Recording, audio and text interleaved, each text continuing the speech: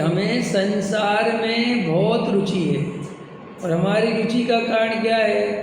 प्राप्त पर्याय में तन्मय होने से ये ही सुख का कारण दिखाई देता है। ये पर द्रव्य, ये संयोग, यही सुख का कारण दिखाई देते हैं। तो जीव को एक नेचर है, जहाँ उसे सुख दिखाई देता है उसकी रुचि, उसकी चेतना, उसकी शक्ति, उसका पुरुषार्थ, उसका श्रम ऑटोमेटिक उस तरफ चला जाता है।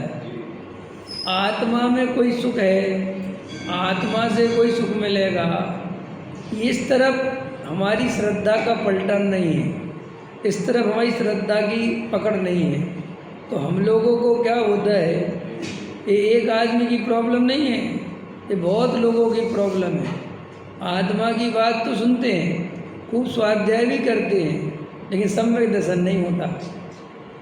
और मिलते भी हैं, बाहर जाते हैं तो बहुत लोग मिलते हैं, उसमें बहुत प्रॉब्लम है, क्योंकि वो जैसा वस्तु का स्वरूप है वो उस हिसाब से अपन को पुरुषार्थ नहीं करते।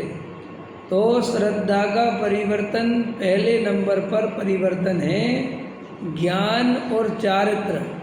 ये कोई परिवर्तन नहीं है। चारित्र माने जो चारित्र लोग समझते हैं। देखो, श्रद्धा के बिना असली चारित्र कभी होता नहीं, और जो श्रद्धा के बिना चारित्र होता है वो चारित्र होता नहीं। और दुनिया में श्रद्धा के बिना का ही चारित्र 99% है। ये स्थिति है स्वरूप की। अब अच्छे समझ लो आप। रमेश जी, बात समझ में आई क्या कहा मैंने? श्रद्धा के बिना माने सम्यक दर्शन के बिना कभी सम्यक चारित्र होता नहीं।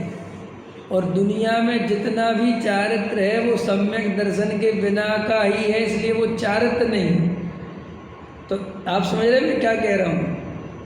हमें संसार की बहुत गहरी रुचि है, आत्मा की हमें उतनी गहरी रुचि नहीं है जितनी रुचि सम्यक दर्शन प्राप्त करने के लिए चाहिए।